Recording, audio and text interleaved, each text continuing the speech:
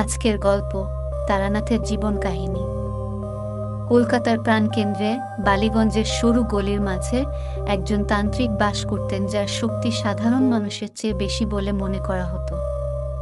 তার নাম ছিল তারানাথ। তিনি একজন বাঙালি তান্ত্রিক, যিনি গুপ্তবিদ্যার তন্ত্রসাধক, অতএব অদৃশ্য শক্তির উপর তার দক্ষতার জন্য পরিচিত ছিলেন। তার লম্বা দাড়ি এবং তীক্ষ্ণ চোখ, কিন্তু তার সন্ধানকারীদের তিনি তার কথা দিয়ে আকর্ষিত করতেন। একদিন সন্ধ্যায় যখন অস্তগামী সূর্যের সোনালি আভা শহরের উপর মৃদু আলো ফেলছিল, তখন আর্য নামে একজন কৌতূহলী লোক তারানাথের বাড়ির বাইরে দাঁড়িয়েছিলেন। দরজাটি ছিল ক্ষয়প্রাপ্ত কাঠ দিয়ে তৈরি, প্রাচীন নকশা খোদাই করা। আর্য তারানাথের জ্ঞানের কথা লোক মুখে শুনেছিলেন এবং সেই সম্বন্ধে আরও জানতে এসেছিলেন। সামান্য দ্বিধা নিয়ে সে দরজায় ধাক্কা দিল। তারানাথ একজন অচেনা মানুষের উপস্থিতি টের পেয়ে কোনো শব্দ না করে দরজা খুলে দিল। তার চোখ আর্যের দিকে পড়ল এক মুহূর্তের জন্য। আর্যকে ভিতরে আসতে না দিয়ে তারানাথ কথা বলতে শুরু করল। তারানাথের কণ্ঠস্বর ভারী ও শান্ত এবং অনুরণিত। তারানাথ বলল, একজন তান্ত্রিকের পথ সাধারণ মানুষের মতো নয়। এটি এমন পরীক্ষায় পূর্ণ যা কেবল শরীরকেই নয়, আত্মাকেও পরীক্ষা করে। তিনি আর্যকে তার বাড়ির পিছনের একটি ছোট উঠোনে নিয়ে গেলেন, যেখানে মাটির গর্তে একটি মৃদু আগুন জ্বলছিল, ধোঁয়ায় সন্ধ্যার বাতাস মোহিত। ব্যস্ত শহরের শব্দগুলি দূরে মনে হচ্ছিল।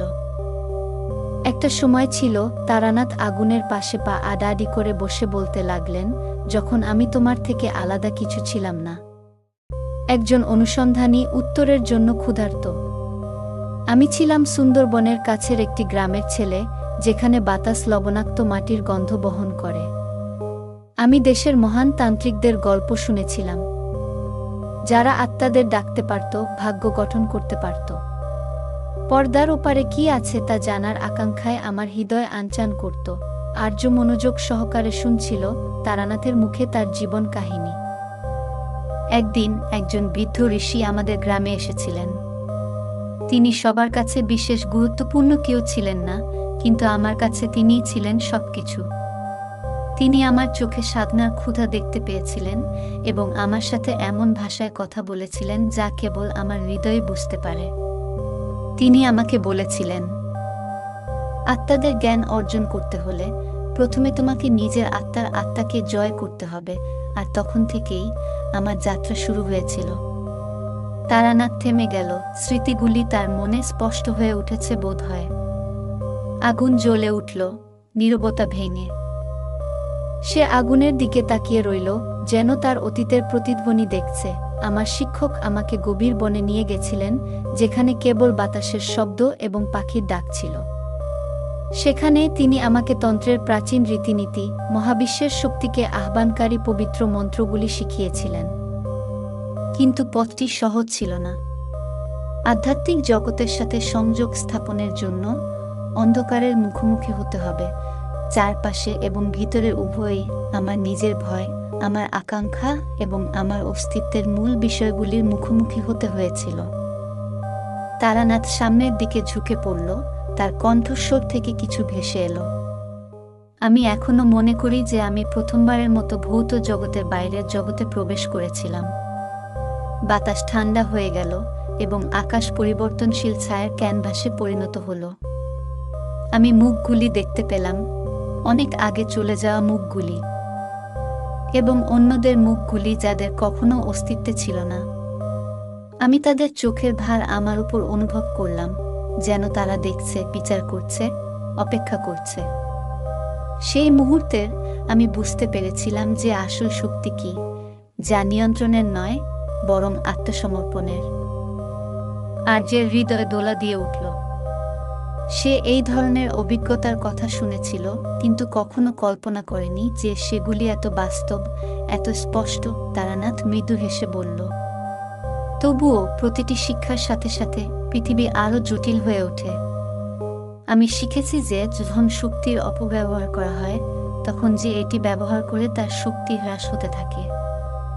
প্রলোভন ছিল, অন্যদের ভাগ্য নিয়ন্ত্রণ করার প্রস্তাব, আত্মাদের আমার ইচ্ছার কাছে নত হওয়ার আদেশ দেয়া, কিন্তু আমার শিক্ষকের কথাগুলো মনে পড়ে যেত। আত্মনিয়ন্ত্রণের মধ্যেই আমাদের শক্তি নিহিত হয়। আমি আমার সময়ে অনেক কিছু দেখেছি আর্য, আমি জীবনকে উন্মোচিত হতে দেখেছি। আমি সাম্রাজ্যের উত্থান পতন, মানুষের উচ্চাকাঙ্ক্ষার ক্ষণস্থায়ী প্রকৃতি এবং আলো এবং ছায়ার মধ্যে চিরন্তন নৃত্য দেখেছি। কিন্তু আমার সমস্ত বছরগুলিতে আমি একটি জিনিস বুঝতে পেরেছি, সবচেয়ে শক্তিশালী জাদু হল প্রকৃতির শক্তির সাথে সামঞ্জস্যপূর্ণভাবে বসবাস করার ক্ষমতা। আর্য নীরবভাবে বসে তারানাথের কথাগুলো শুনল। সন্ধ্যা গভীর হল এবং রাতের প্রতিশ্রুতির সাথে বাতাস শীতল হয়ে উঠল। তান্ত্রিকের উপস্থিতি বিস্ময়কর এবং বিনয়ী উভয়ই ছিল। রহস্যবাদ এবং গভীর জ্ঞানে বোনা তার জীবন এমন একটি পথের সাক্ষ্য ছিল যা খুব কম লোকই হাঁটতে সাহস করে। তারানাথ ধীরে ধীরে উঠে দাঁড়ালো। তার বয়স অনুযায়ী তার চলাফেরা সুন্দর ছিল। যাত্রা কখনো শেষ হয় না আর্য, আমরা সবাই আমাদের নিজস্ব উপায়ে অনুসন্ধানকারী। তুমি কি খুঁজবে এবং কিভাবে খুঁজবে সেটাই তোমাকে সংজ্ঞায়িত করতে হবে। আর্য যখন চলে যাবে বলে উঠে দাঁড়ালো, তারানাথ তার কাঁধে হাত রাখল। মনে রেখো বন্ধু, জ্ঞান হলো দ্বিধারী তলোয়ার। এটি আলোকিত করতে পারে কিন্তু অন্ধ করতে পারে। এটিকে বুদ্ধির সাথে ব্যবহার করো।